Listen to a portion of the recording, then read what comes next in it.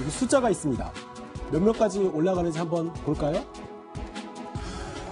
30명, 50명을 넘어서 61명. 지난해 연말을 기준으로 교도소에 수용돼 있는 사형 판결 확정자의 숫자입니다. 이들 모두는 다 살인범인데요. 대다수가 2명 이상의 생명을 빼앗은 흉악범들입니다. 오늘 재구성할 판결, 이 61명 가운데 1명의 생존 사형수의 이야기를 다룹니다. 사건은 22년 전인 1997년 대구 동구에서 일어났던 연쇄살인 사건에서 시작됐습니다. 당시 신문 기사를 살펴볼까요? 1997년 2월 24일자 동아일보 기사인데요. 2달도 안 되는 사이에 대구 동구에서만 8건의 의문의 연쇄살인 사건이 발생하면서 주민들이 1980년대 말에 발생했던 화성 연쇄살인 사건의 악몽을 떠올리면서 불안해한다 이렇게 보도를 했습니다. 아주 잔혹한 살해 수법 때문에 수사당국이 동일범의 소행으로 추정한다는 내용도 들어있었죠. 그리고 이로부터 나흘 뒤에 20대 남성이 시민 4명을 살해한 혐의로 체포됐다는 보도가 나왔는데요. 경찰 수사 결과 희생자 4명 가운데 3명은 불과 하룻밤 사이에 그것도 1시간 만에 목숨을 잃은 사실이 드러나면서 충격을 안겨줬습니다. 이 20대 남성, 대체 무슨 이유에서 죄 없는 시민들을 잔혹하게 살해한 걸까요? 그리고 사형이 확정된 뒤에도 20년 넘게 형이 집행되지 않은 이유는 무엇일까요? 판결의 재구성에서 확인해 보시죠. 대구 동구에서 연쇄적으로 살인사건이 발생했습니다. 첫 번째 살인사건부터 살펴보죠. 범행 장소는 가정집. 없어진 물건도 있었나요? 없어진 물건이 있었습니다. 그러니까 이 남성이 가정집에 들어가서 방 안에서 7만 원을 훔치다가 들킨 건데요. 네.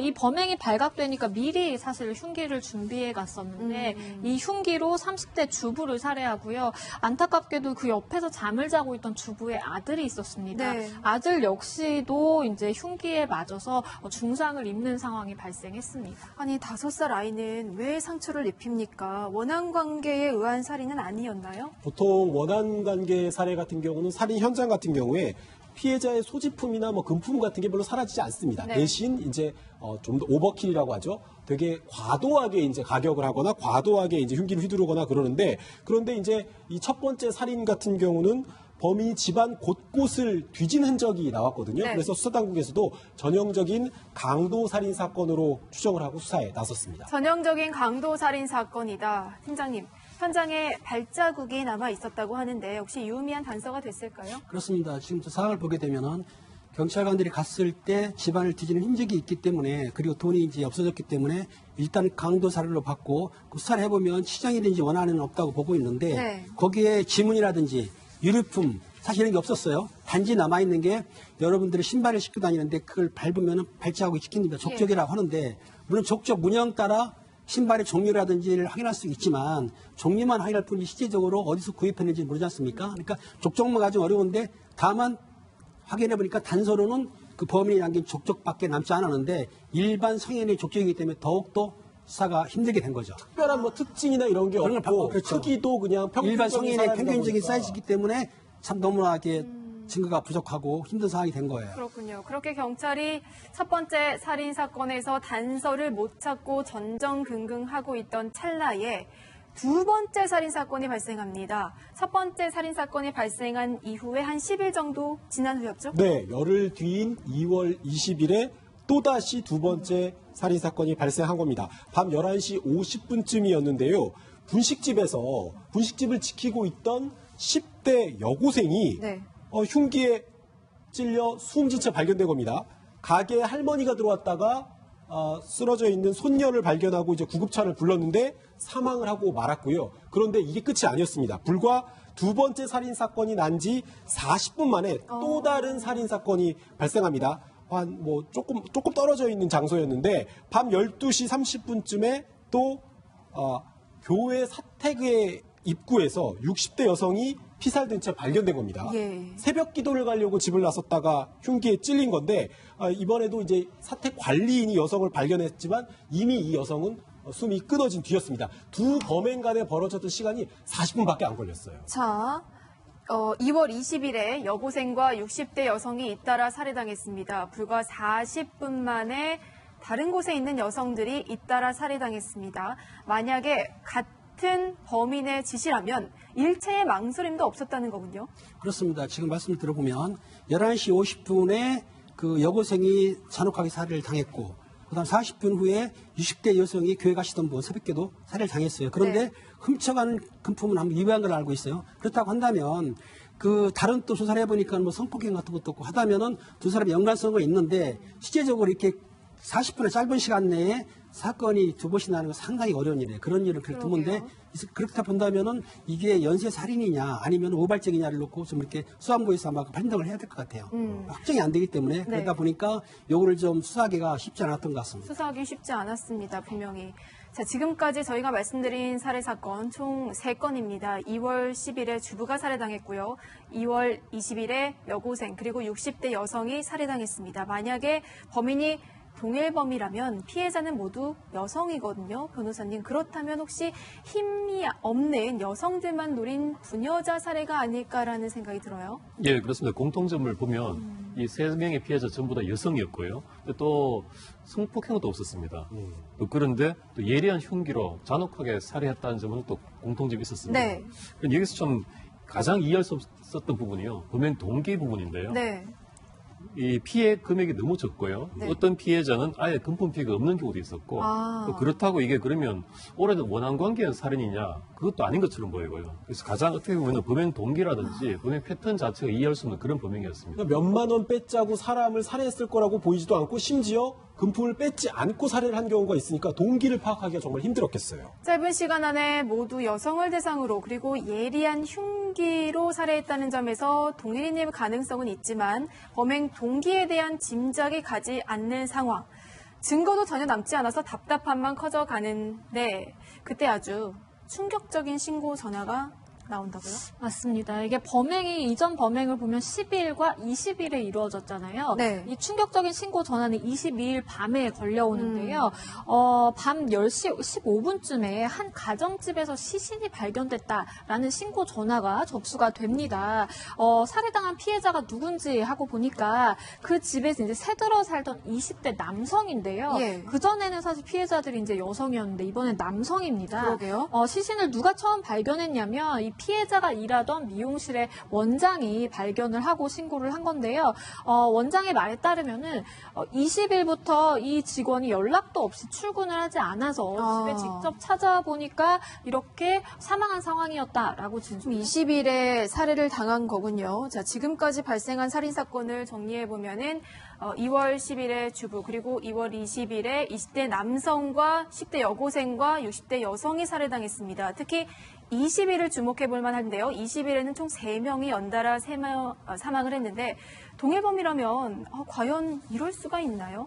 그렇습니다. 지금 보면은 2월 10일 날 사건을 별개로 하고 20일하고 21일 사건이 3건이 터졌어요. 예. 한 사람은 지금 신고 들은 대로 미용실 원장, 또 한 사람은 여고생, 또 한 사람은 그 60대 먹인 그 여성인데 이렇다 본다면은 여기 이제 이 관할 경찰서는 수사 전담반이 아니고 수사 본부를 차렸을 거예요. 네. 큰 사건이 터졌는데 이거를 그 아시다시피 프로파일러라든지 고참면서들이 모여가지고 상의를 합니다. 상의를 해서 네. 과연 이게 연관성이 있느냐 아니면은 원한 시장으로 따랐다고 된 거냐라고 판정을 하는데 아마 이거를 흉기로 찍은 부위라든지 네. 그다음에 그 부위뿐만 아니고 동기 같은 거 없다고 한다면 이게 무차별 살인일 수도 있고 아니면은 어떤 소셜 사이코패스라든가 이렇게 하기 때문에 실제적으로 연관성은 갖고 수사 시작된 것 같아요.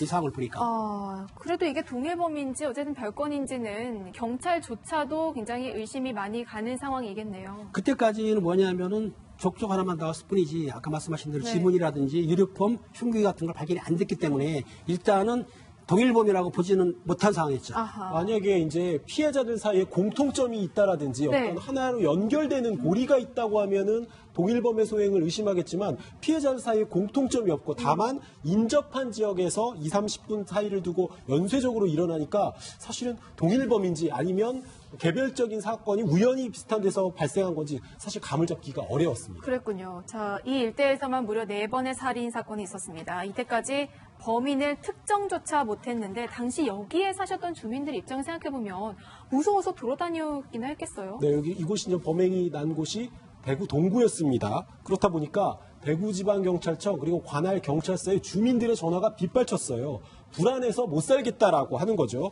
제가 좀 앞서도 기사에서 언급을 드렸지만 당시 1997년 새해가 되고 2달도 안 돼서 이 동구에서만 8건의 살인이 발생했고 범인까지 못 잡은 상태였다 보니까 경찰 수사가 문제가 있는 거 아니냐, 경찰을 비난하는 목소리도 정말 컸고요. 1980년대 영화 살인의 추억 모티브가 됐던 경기도 화성 연쇄살인 사건을 떠올리면서 주민들이 정말 불안해하셨는데 워낙 불안함이 크다 보니까 이 지역 학교에서는 학생들의 안전을 우려해서 야간 자율학습, 야자라고 하죠. 이걸 중단하는 일까지도 빚어졌습니다. 발등에 불이 떨어졌습니다. 결국 경찰은 특별수사본부까지 발족한 뒤에야 굉장히 놀랍게도 이 4번의 살인 모두 동일범의 소행이라는 결론을 내렸습니다. 용의자로 특정된 사람은 누구였습니까? 예, 이 수사팀이 최종적으로 이제 동일범에 의한 소행이라고 결론을 내리고요. 네. 그렇다면 이 4건의 현장에서 혹시 공통된 목격자가 없는지 확인을 했고요. 범행 시각대마다 현장 인근에서 목격된 20대 초중반의 남자가 있었습니다. 20대 초중반의 남자, 용의자가 20대라는 게 더 충격적인데 혹시 뭐 제보 같은 건 들어왔나요, 바로? 그렇습니다. 이게 비상사태 걸려가지고 이제 수사본부가 차리다 보면은 각 형사들이 이제 전담반 꾸며가지고 분석반이라든지 현장반 또 실행반이 있기 때문에 그 분석반에서는 도일범으로 굉장히 낮지 않습니까? 네. 그렇다고 한다면은 각 형사들을 동원해가지고 탐문수사를 시킵니다. 탐문수사를 시켜가지고 전번에 그 포장마차 같은 경우에도 목격자가 있었던 것 같아요. 그러니까 목격자들을 전부 진술을 받아봐서 몽타주를 만들었어요. 네. 몽타주가 100% 정확하진 않지만 그래도 인상 차이가 비슷하기 때문에 요거를 배포하면서 또 형사들이 각자 자기 첩보원이 있습니다. 그래서 첩보원을 동원해서 첩보를 수집한 결과 그 현장 주변에서 배회하는 청년이 있었다. 당장에 가고 요 첩보를 입수하게 된 거예요. 그럼 이제 수사가 급물살이 들어가는 거죠. 자, 그 청년 말씀드리겠습니다. 범인 당시 21살이었던 이승수였습니다. 이승수가 총 4번의 살인을 저지른 건데요. 우정현 차장, 가장 묻고 싶었던 말, 대체 왜 그랬다고 하나요? 21살 청년 이성수는 가출 청년이었어요. 전년도 11월 중순쯤에 군대 입대를 앞두고 이제 실컷 놀고 싶다고 집을 나온 상황이었는데 네. 유흥비가 당연히 필요했겠죠. 그래서 그 유흥비를 필요로 한 돈을 훔치려고 강도 살인 행각을 계속 저질러 왔던 것으로 경찰 수사에서 밝혀졌는데요. 그런데 나중에 이제 살인이 계속되고 거듭될수록 금품을 훔쳐야 되겠다는 목적도 희미해지고 그냥 나를 기분 나쁘게 하는 사람이 있다라고 하면 마구 흉기를 휘둘렀던 겁니다. 4명을 살해하고도 수사 과정에서 결코 이제 뭐 반성하거나 뉘우치는 기미를 보이지 않았는데요. 당시 뭐 본격적인 이 사이코패스 성향에 대한 조사가 있었는지는 뭐 알려지지 않았는데 이 정도면 뭐 타인의 고통에 완벽하게 무감각한 사이코패스의 가능성이 매우 높았던 거죠. 그러게요. 특히 이제 여고생 같은 경우는 돈을 빼앗기지 않았었잖아요. 네, 맞습니다. 그러니까 분식집을 지키고 있던 여고생에게 들어가서 주문을 받으라고 했는데 네. 영업이 끝났다는 말을 했다는 것만으로도 흉기를 휘둘렀던 거고요. 예. 60대 여성, 그러니까 새벽 기도 갔던 60대 여성 같은 경우는 기도를 가는 사람들이 이제 헌금을 들고 가는 경우가 많잖아요. 그렇다 예. 보니까 가방을 빼앗는데 반항을 하다 보니까 살인을 했던 거고요. 남자 미용사 같은 경우는 함께 이제 술을 마시다가 의기가 투합됐는지 이 남성의 집으로 함께 가서 자기로 했는데 네. 남성이 씻고라는 말을 했다는 이유만으로 이 남성을 잔인하게 살해했죠. 정말 별건 아닌 이유로 살인을 했군요. 30대 주부에게 7만 원, 그리고 남자 미용사에게 8만 원, 60대 여성에게 7만 원, 총 4건의 살인을 하면서 손에 쥔 돈 불과 22만 원에 불과했습니다. 그럼 이 돈을 노린 범행으로만 보기에는 어렵네요. 예, 아무리 이게 돈을 훔쳤다고 해도요, 4건의 살인을 하면서 손에 쥔 돈이 22만 원입니다. 이 정도라면 돈이 목적이라고 볼 수는 없을 것이고요. 그렇다고 또 이 피해자들과 오래된 원한이 있었던 것도 아닌 관계였습니다. 그리고 이 사람은 거의 뭐 무차별적인 그냥 살인한 것에 불과하다 이렇게 볼 수 있는데요. 이 이성수는 정작 이렇게 말하고 있습니다. 한 번 살해를 한 뒤에 나도 모르겠다는 생각이 들었다. 이렇게 어처구니 없는 말을 하고 있습니다. 정말 어처구니가 없습니다. 그러면은 흉기는 대체 왜 들고 다녔다고 해요? 그리 본인 진술에 의하면 호신용으로 2월달에 말을 지키기 위해서였다? 근데 말이 안 되는 게 지금 흉기는 우리가 소지 못하게 돼 있습니다. 법적으로. 그리고 자기가 피해본 학생도 없어. 그런데 호신용으로 흉기를 가졌다는 것은 자기 변명일 뿐이지 저는 해당이 안 되는 얘기입니다. 당시 뭐 현장 검증도 이루어졌을 텐데 현장 검증 때는 어땠나요?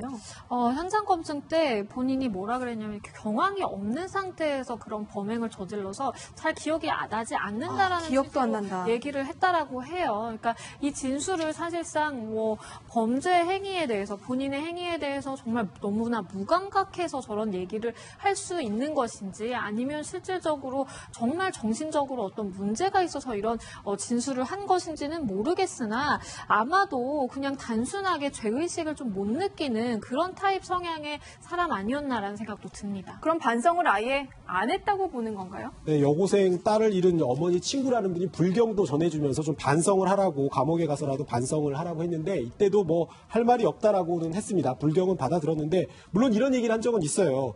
내가 만약에 법정 최고형을 받아서 사형을 당하면 내 장기를 모두 기증한 뜻을 갖고 있다라고 얘기는 했는데 20년 넘게까지 지금 사형이 집행되진 않았거든요. 뭐 본인의 그 뜻을 실제로 뭐 실현할 기회는 없었습니다.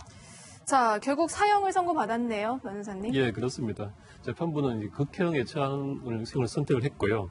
그 범행 그 동기가 너무 불량하다. 단지 기분이 나쁘다는 이유로 시민 4명을 무참히 찔러서 살해하고 1명을 중태에 빠뜨린 점. 이런 행위로 사회에 극심한 불안과 충격을 주어서 정상 참작 여지가 없었다. 이렇게 이유를 밝히고 있습니다.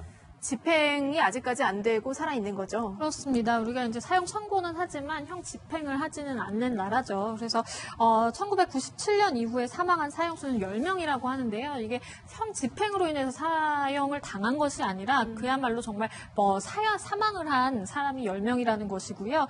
현재 이제 교정시설에 수용 중인 사형 확정자가 57명인데 거기에 군 교도소에 있는 사람까지 합하면 총 61명의 사형수가 생존해 있는 상황입니다. 네, 이승수 아직도 복역하고 있습니다. 21살의 나이에 검거돼서 어느덧 40대가 됐겠죠. 자신의 잘못된 행동을 교도소에서는 뒤늦게나마 뉘우치고 있을까요? 저희는 60초 후에 돌아오겠습니다.